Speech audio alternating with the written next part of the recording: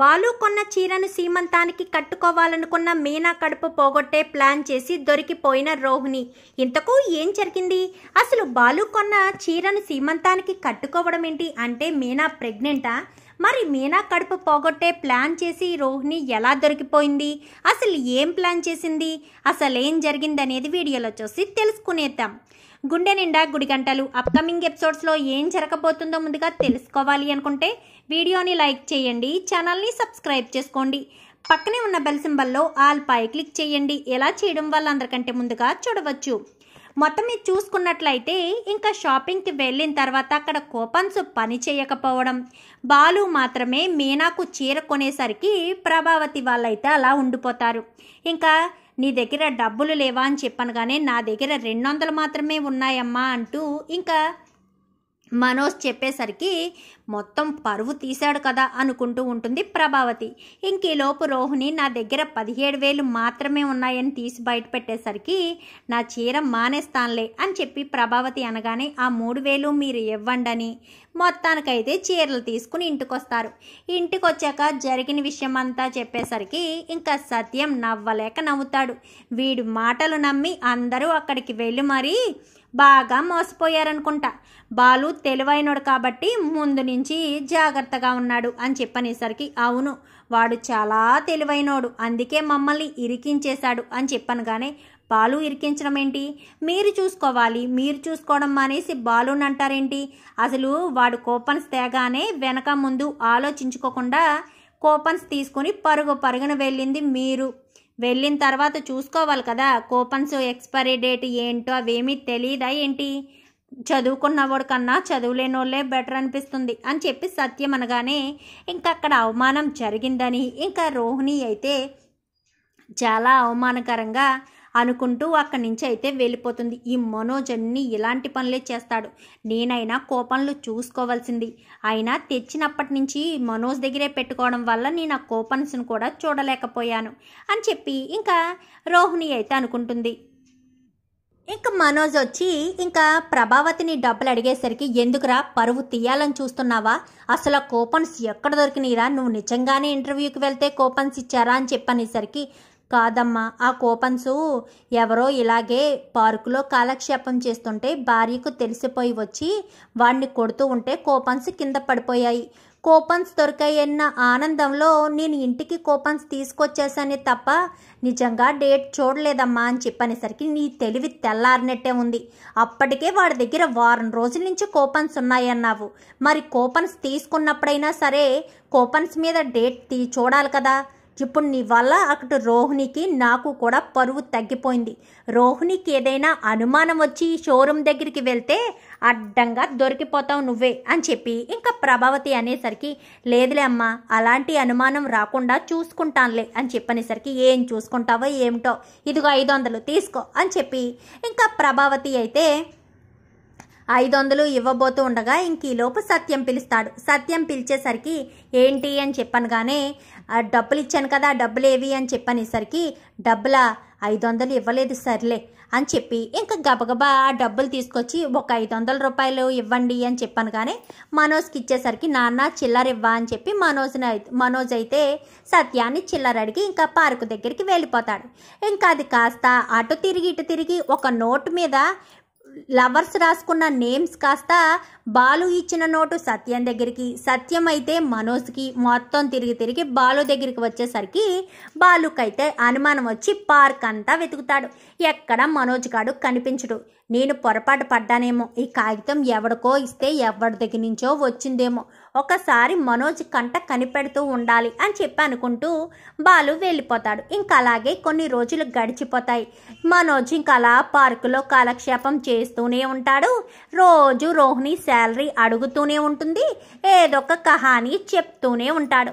ఇంక ఇదిలా ఉండగా మీనా అయితే ప్రెగ్నెంట్ అన్న విషయం తెలుస్తుంది. తెలియడంతో రోహిణి ఒక్కసారిగా షాక్ అయిపోతుంది. ఇంట్లో నేనే ప్రెగ్నెంట్ అవ్వాలని అత్తయ్య గారు కోరుకున్నారు, ఇప్పుడు మీనా ప్రెగ్నెంట్ అయింది, పైగా ఇంట్లో నేను ఎవ్వరికీ ఇష్టం లేదు, ఎటొచ్చి మా ఆయన మా అత్తయ్య మీ ముగ్గురు ఒకటేమో, ఇప్పుడు మీనా ప్రెగ్నెంట్ అయింది కాబట్టి ఇంట్లో వాళ్ళందరికీ కూడా మీనా మీద ప్రేమ పెరిగిపోతుంది. నన్ను అస్సలు పట్టించుకోరు. ఇప్పుడే పట్టించుకోరంటే ఇప్పుడు డెలివరీ అయ్యాక కూడా పట్టించుకోరు. అందుకే మీనా కడుపును పోగొట్టేయాలి, ఎలా ప్లాన్ చేయాలి అని 2-3 సార్లు ఏదో రకంగా ప్లాన్ చేస్తుంది. కానీ ఏ ప్లాను కూడా సక్సెస్ కాదు. ఇంకా 2 నెలలు గడిచిపోతాయి. అసలే ప్రభావతి రోహిణి ప్రెగ్నెంట్ కావాలని చూసింది. కానీ రోహిణి కాకపోవడంతో మీనా అయ్యేసరికి కస్సుపుస్సుమంటూ ఉంటుంది. పార్వతమ్మకి ఫోన్ చేసి, ఏంటి మీ పిల్ల కడుపుతో ఉందన్న విషయం కూడా తెలీదా ఏంటి, ఏమన్నా పట్టుకొచ్చి ఇవ్వాలని తెలీదా అంటూ ఫోనులు చేసి ఆ ఫ్రూట్స్ ఈ ఫ్రూట్స్ అన్నీ తెప్పించుకుని మీనాకు 1-2 ఇచ్చి మిగిలినవి అన్నీ రోహిణి వీళ్ళంతా కూడా కూర్చొని తింటూ ఉంటారు. ఇంకా అలాగే 2 నెలలు కాస్త 3 నెలలు గడిచిపోతుంది. సీమంతం చేయాలని తెలీదా అని చెప్పను. కానీ చేస్తాము అని చెప్పి అంటారు.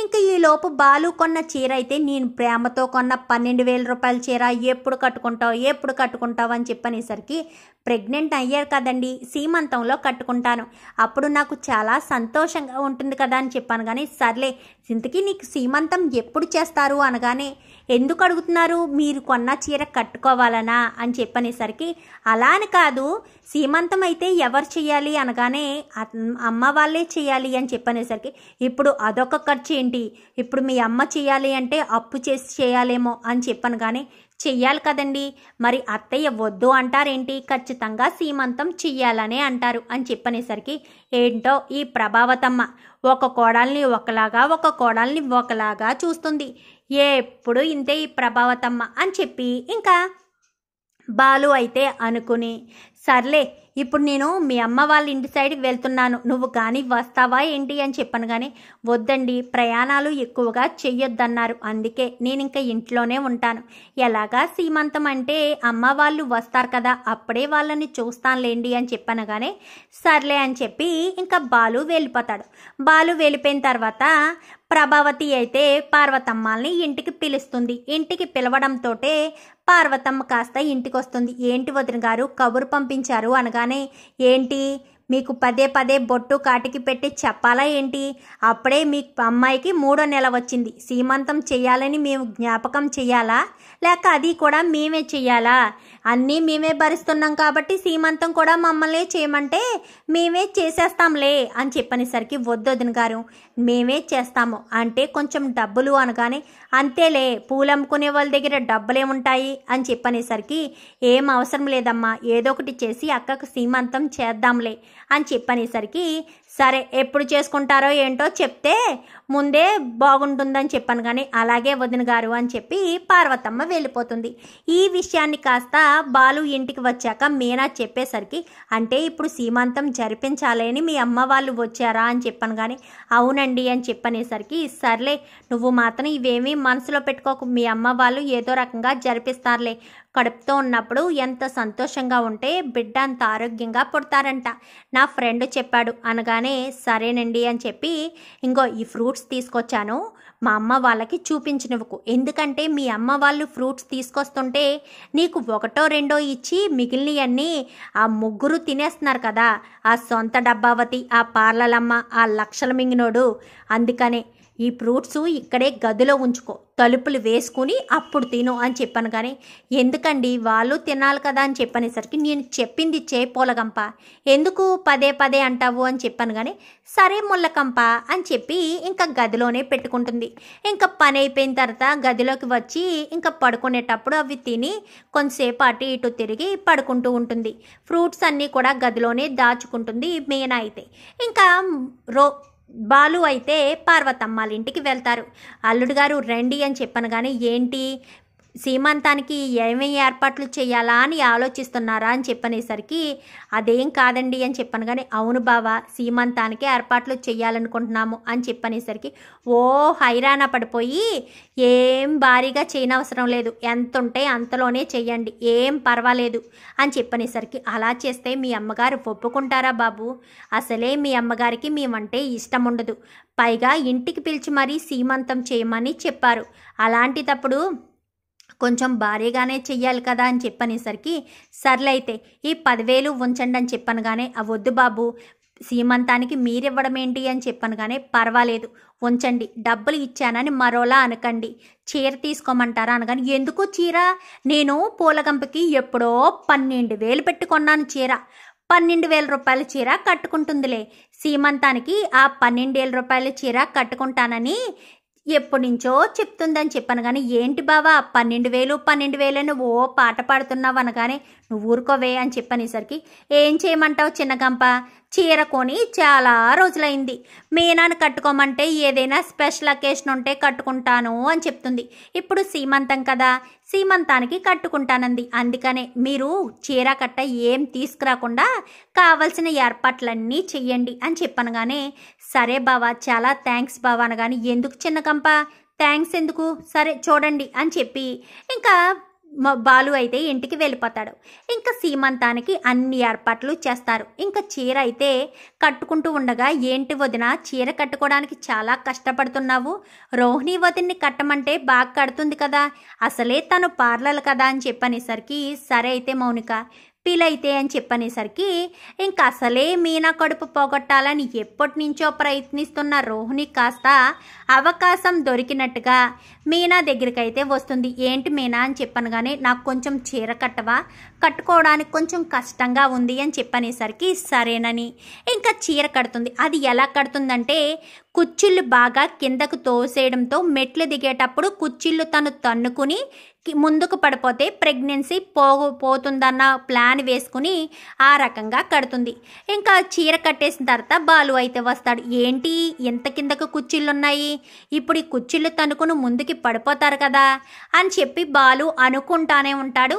అడుగులు ముందుకు వేసుకుంటూ ఉండగా గబుక్కన మీనా ముందుకు పడిపోబోయేసరికి కరెక్ట్గా బాలు పట్టుకునేసరికి, ఎంత బాగా ప్లాన్ చేసావు పార్లలమ్మ, నా భార్య కుచ్చిళ్ళు తన్నుకుని ముందుకు పడిపోవాలి, అప్పుడు తన కడుపులోని బిడ్డ చచ్చిపోవాలి అనే కదా నువ్వు ఇదంతా ప్లాన్ చేసావు అని చెప్పనేసరికి, ఏం మాట్లాడుతున్నావు బాలు, నేనెందుకు అలా చేస్తాను అనగానే, నువ్వు పార్లర్ పెట్టుకున్నావు, కుచ్చిళ్ళు ఎంత ఎత్తులో ఉండాలో ఎంత డౌన్లో ఉండాలో కూడా నీకు తెలియదా, కావాలనే నువ్వు ఇదంతా చేసావన్న విషయం నాకు తెలుసు అని చెప్పనేసరికి, ఏంటమ్మమ్మే రోహిణి ఏంటిదంతా అని చెప్పనగానే, అదేం కాదా మామయ్య గారు అని చెప్పనేసరికి, చాలే నాన్న, తను నువ్వు అడగడం తను సమాధానం చెప్పడం, ఎప్పుడైనా ఈ పార్లలమ్మ ఎలాగెప్పుడైనా చేసిందా ఏంటి, చీర కుచ్చిళ్ళు ఎంత పెట్టాలో ఏంటో తెలియదా పార్లలమ్మకి, అబద్ధాలు చెప్తుంది, కావాలనే మీనా కడుపు పోగొట్టాలని ఇదంతా చేస్తుంది నాన్న, ఇది నీ ప్లానేనా లేక